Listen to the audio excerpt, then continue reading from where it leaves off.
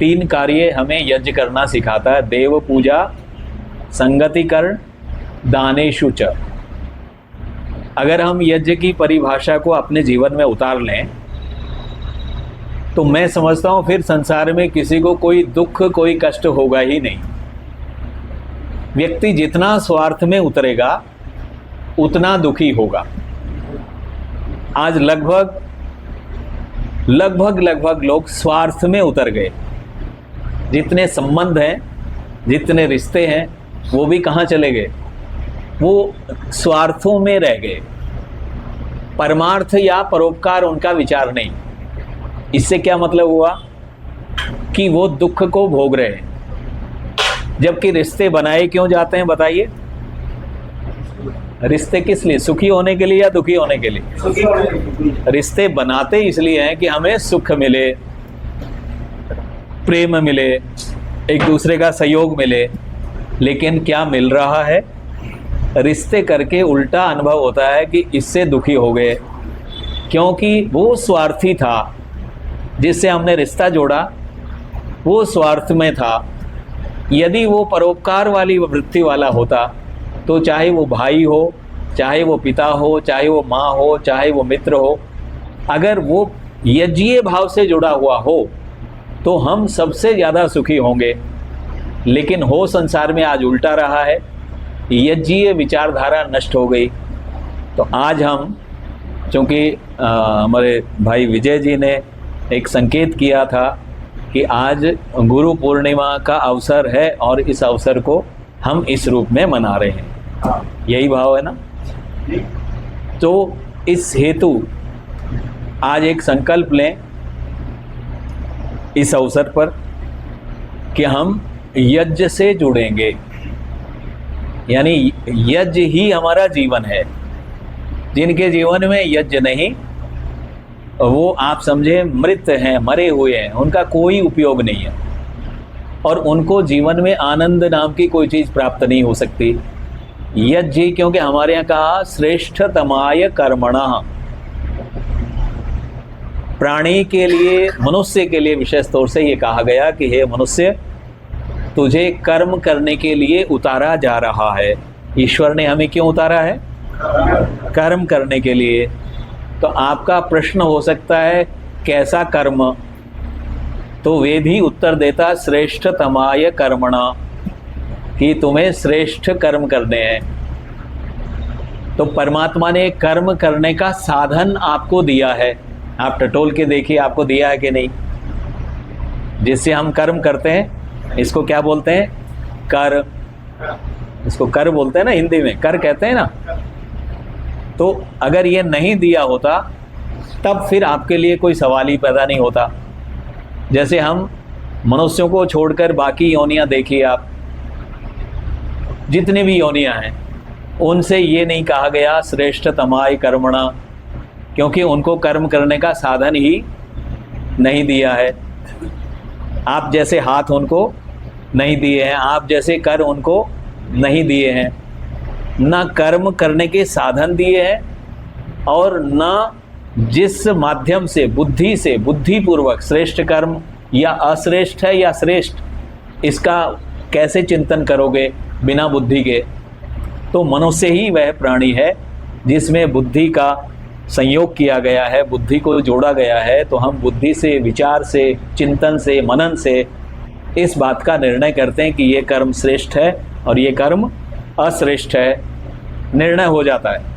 लेकिन बाकी में ये निर्णय करने का कोई किसी प्रकार का साधन नहीं दिया। इसका मतलब ये बात कहने में तो संकोच हमें करना ही नहीं चाहिए कि मनुष्य से श्रेष्ठ और कोई है ही नहीं। भगवान व्यास ने एक बात कही, ना ही श्रेष्ठतर किंचित ही। कोई भी मनुष्य से श्रेष्ठ कोई भी नहीं है। ना ही मानुषात श्रेष्ठतरम ही किंचित, ना ही मानुषात श्रेष्ठतरम ही किंचित। संसार में मनुष्य से श्रेष्ठ और कुछ नहीं, लेकिन मनुष्य वही श्रेष्ठ है जो अपने कर्मों से परिचय देता है, श्रेष्ठ कर्म करते हुए आगे बढ़ता है। तो हमें श्रेष्ठ कर्म करने चाहिए। तो यज्ञ जो है, ऋषि कहते हैं श्रेष्ठ कर्म कौन सा है? यज्ञो वही श्रेष्ठ तमाम कर्म, यज्ञ ही संसार का सबसे श्रेष्ठ कर्म है। तो हमें अपने जीवन में एक तो यज्ञीय कर्म को अपनाना है। कुछ भी हो, मंगल हो अमंगल, जहाँ भी आपको लगे यज्ञ को उपस्थित किया जाता है। अच्छी घड़ी में भी यज्ञ किया जाता है, और बोलो बुरी घड़ी में भी किया जाता है। यज्ञ ऐसा है, जन्म के समय भी किया जाता है और मरण के समय भी किया जाता है। ये ऐसा कर्म है, इससे जुड़कर आपका तन स्वस्थ होगा। ना केवल तन स्वस्थ होगा बल्कि मन भी स्वस्थ होगा, आत्मा की परिपुष्टि होगी। और जिसकी आत्मा तृप्त है, जिसकी आत्मा पवित्र है, आत्मा चेतित करती है, आत्मा प्रेरणा देती है मन को, और मन प्रेरित करता है बुद्धि को, और वो फिर आगे इंद्रियों को प्रेरित करता हुआ, और फिर हम उससे कर्म करते हैं। तो आत्मा यदि हमारी परमात्मा से कनेक्ट हो जाए, आत्मा यदि हमारी परमात्मा से जुड़ जाए। परमात्मा का काम क्या है? ईश्वर सर्वव्यापी है, परमात्मा सब जगह पर व्याप्त रहा है। कोई ऐसी जगह नहीं जहाँ परमात्मा नहीं है। परमात्मा सर्वत्र है, सर्वव्यापी है। तो वह ईश्वर, उसका कार्य ही है, उसको कहते हैं वेदों में सविता। सविता का मतलब प्रेरित करने वाला। ईश्वर हमें प्रेरित करता है, प्रेरणा देता है। जैसे माता पिता, अच्छे व्यक्ति हमें प्रेरित करते हैं, ऐसा करो ऐसा करो। तो ईश्वर, आपने कभी अनुभव किया हो, जब जहाँ कोई संसार का व्यक्ति नहीं है, लेकिन अंदर से कई बार भाव आते हैं, आज तो गायों को चारा खिला के आता हूँ, आज तो किसी की सेवा करके आता हूँ, आज किसी गरीब को कुछ दे के आता हूँ। मन में ये प्रेरणा कौन जगा रहा है? ये ईश्वर ही प्रेरित करता है आपको। तो ईश्वर प्रेरित करता है, ईश्वर का काम ही है ये। तो यदि हम उससे प्रेरित हो गए, तो आत्मा ईश्वर से प्रेरित हुई, और आत्मा से बुद्धि प्रेरित हुई, बुद्धि से मन प्रेरित हुआ, मन से इंद्रियां प्रेरित हुई, और फिर अच्छा कार्य हो गया। एक तो ये है।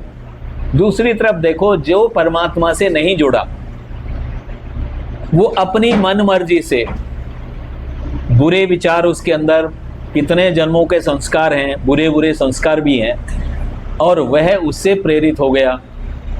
फिर बुद्धि में गया वो विचार, बुरा विचार फिर मन में प्रवेश कर गया, और बुरा विचार जब मन में प्रवेश कर जाता है, इंद्रियों में प्रवेश कर गया, और हम अशुभ कार्य कर देते हैं, बुरे कार्य कर देते हैं। आप जब न्यूज़ सुनते हैं या समाचार पत्र पढ़ते हैं, तो अचंभा करेंगे, संसार में सबसे ज़्यादा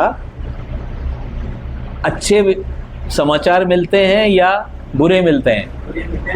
हेडलाइन जो आती हैं, जो मुख्य लाइन आती है, वो बुरी ही आती हैं। कोई सुखद समाचार यदा कदा कभी मिल जाए तो मिल जाए। इसका मतलब संसार में ज़्यादातर मनुष्य मन मर्जी से, बुरे विचारों से या बुरे लोगों से, लोगों के पास तो बैठते ही हैं। ईश्वर से जिसकी दोस्ती नहीं है, जो ईश्वर के समीप बैठकर उपासना भक्ति आदि नहीं करता, तो उसके मित्र आपको कैसे मिलेंगे? अगर आप ईश्वर की भक्ति करते हो, यज्ञ करते हो, वेद पढ़ते हो, अच्छे विचार से, तो आपके दोस्त भी कैसे होंगे? उसी टाइप के होंगे, यज्ञ करने वाले होंगे, अच्छे विचारों वाले होंगे। लेकिन यदि आप ऐसा नहीं करते, तो आपके मित्र भी कैसे होंगे? फिर मित्र भी वो होंगे जो बुरे विचार वाले होंगे, गलत क्रियाओं वाले होंगे। तो उनसे अगर आप प्रभावित हो गए, उनसे यदि आप प्रेरित हो गए, तो आपके कर्म कैसे होंगे? फिर आपके कर्म बुरे होंगे। इसलिए संसार में सबसे ज़्यादा, ये कहने की आवश्यकता नहीं है, संसार में सर्वाधिक अशुभ कर्म जन्म लेते हैं। परमात्मा से जुड़ जाना ही शुभ कर्मों का जन्म है। ईश्वर से जुड़ गए तो आप शुभ कर्म ही करेंगे, अशुभ कर ही नहीं सकते, क्योंकि परमात्मा आत्मा को प्रेरित करता है। आत्मा पवित्रता से भर गई, अच्छे विचारों से प्रेरित हो गई, वह बुद्धि को प्रेरित करती है, बुद्धि से न्याय पूर्वक हम मन को प्रेरित करती है बुद्धि, और मन इंद्रियों को प्रेरित कर देता है, और इंद्रियों से हम फिर नाना प्रकार के सुंदर सुंदर कर्मों का अनुष्ठान करने लग जाते हैं। जैसे आपने ये अनुष्ठान किया तो ये अनायास थोड़ी किया, किसी प्रेरणा से प्रेरित हो गई तो किया, फिर आपने इसको जीवन का हिस्सा बना लिया। एक अच्छा विचार आया, फिर आपने उसको स्थायी बना लिया, सदा के लिए बनाया, अस्थायी नहीं। कुछ लोग ऐसे हैं जो कुछ लाभ उठाने की लाभ उठाते हैं, लेकिन उनका लाभ, जैसे राजनीतिक लोग हैं तो आप देखते हैं कि वो कभी कभी अपने स्वार्थ की पूर्ति के लिए मस्जिद में भी चले जाएंगे, है ना, वहाँ जाके टोपी भी ओढ़ लेंगे। उनको उससे मतलब नहीं है, उनको ये तात्पर्य है कि अपने उस आडंबर से उनको कैसे प्रभावित किया जाए। उनके जीवन में स्थायी रूप से संस्कार नहीं आया। वो मंदिर में चले जाएंगे, नदियों में डुबकी लगा देंगे, कुछ भी कर देंगे आपको प्रभावित करने के लिए, लेकिन वो उनका आडंबर है, स्वांग है, उनके जीवन में वो स्थायी नहीं है।